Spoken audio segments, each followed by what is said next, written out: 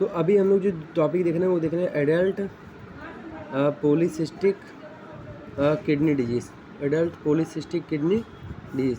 तो basically adult polycystic kidney disease basically इसमें होता क्या है कि यहाँ पे बेसिकली PKD1 जीन और PKD2 जीन, तो यहाँ पे दो टाइप होता है, PKD1 और PKD2 पॉलीसिस्टिक किडनी डिजीज़ 1। तो बेसिकली नॉर्मली जो कॉमन होता है ये वाला PKD1, तो इसमें क्या हो जाता है बेसिकली म्यूटेशन, इनमें क्या होता है म्यूटेशन, ये जीन में म्यूटेशन हो जाता है।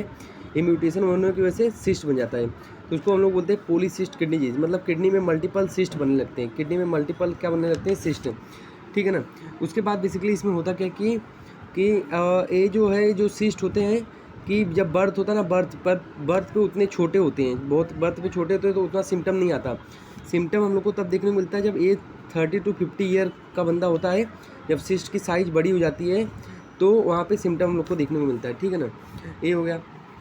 उसके बाद ये जो पॉलीसिस्टिक किडनी डिजीज़ है, पॉलीसिस्टिक किडनी डिजीज़, इसका सिम्टम बेसिकली क्या होता है, हाइपरटेंशन होता है। एक तो हाइपरटेंशन, और अगर सिस्ट रैप्चर हो जाएगा तो क्या होगा बेसिकली वहाँ पे एक तो सिस्ट रैप्चर होकर हेमेटूरिया कर देगा, सिस्ट रैप्चर करके हेमेटूरिया करेगा। और हाइपरटेंशन इसलिए होता है क्योंकि सिस्ट किडनी में बनी हुई है तो डैमेज करेगी किडनी को, इसलिए जो किडनी का फंक्शन है वो प्रॉपर नहीं होता, इसीलिए वहाँ पे हाइपरटेंशन हो जाता है, ठीक है ना।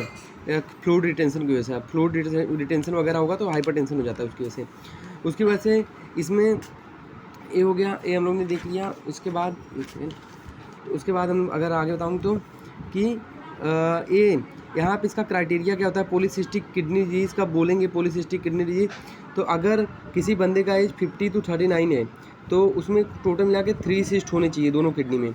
अगर यही अपना 40 to 59 है तो ये दोनों में बेसिकली अगर बोला जाए तो 2 सिस्ट दोनों किडनी में होना चाहिए, 2 सिस्ट दोनों किडनी में। अगर यही ग्रेटर दैन 60 ईयर का बंदा हो तो हम लोग को बोल देते हैं कि यहाँ पे भी 4 सिस्ट होना चाहिए और यहाँ पे भी दूसरे वाले किडनी में भी 4 सिस्ट होना चाहिए, तो हम लोग बोलेंगे पॉलीसिस्टिक किडनी डिजीज, ठीक है ना। उसके बाद इन्वेस्टिगेशन पे हम लोग आते हैं, तो इन्वेस्टिगेशन पे हम लोग क्या कराएंगे, यूएसजी करा के देख लेते हैं उसको, और KFT में हम लोग करा के देख लेते, कंडीशन देखते हैं, serum creatinine, serum blood urea, nitrogen, uric acid, urea, ये सब देख लेते हैं, और इलेक्ट्रोलाइट की कंडीशन देख लेते हैं उसमें। इसके बाद हम लोग ये कराते हैं इसमें MRI भी हम लोग करा देते हैं। तो MRI, तो इतने से अपने को पता चल जाता है, आइडिया चल जाता है कि है पॉलीसिस्टिक किडनी डिजीज़ है, ठीक है ना। ये हो गया। उसके बाद आता है कि अगर हम लोग को ये हो गया, उसके बाद हम लोग अभी ट्रीटमेंट पे, तो ट्रीटमेंट वाला पार्ट जो होता है, तो ट्रीटमेंट वाले पार्ट में हम लोग सबसे पहले बेड रेस्ट उसको करा सकते हैं। उसके बाद उसमें हम लोग एंटी हाइपरटेंसिव, मतलब अपने को BP कंट्रोल करना है उसमें। उसके बाद हम लोग इसमें ये करते हैं, क्या बोलते हैं इसको, वैसोप्रेसिन देते हैं। वैसोप्रेसिन इसलिए देते हैं ताकि जो सिस्ट का फॉर्मेशन हो ना, उसका साइज धीरे धीरे, मतलब वो सिस्ट के फॉर्मेशन में डिले करता है वो, तो वैसोप्रेसिन देते हैं, जैसे V2 रिसेप्टर एंटागोनिस्ट, तो ठीक है, ये देते हैं। ये हो गया।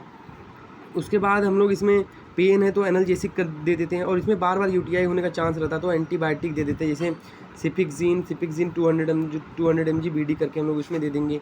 ये हो गया। उसके बाद ये सब चीज़ें हो गई। तो ये बेसिकली होता है एडल्ट पॉलीसिस्टिक किडनी डिजीज़, ठीक है ना। तो ये अपना एडल्ट पॉलीसिस्टिक किडनी डिजीज़ हो गया।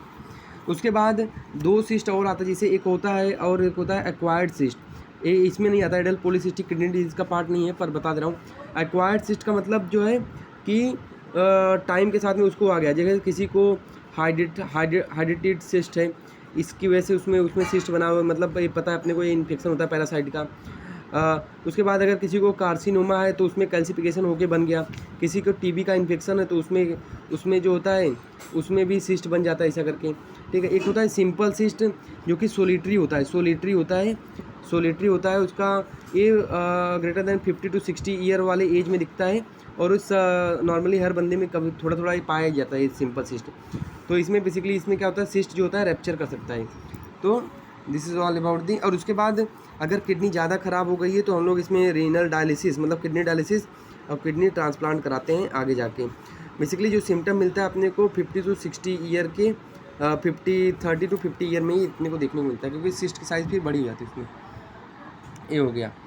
तो this is all about the polycystic kidney disease.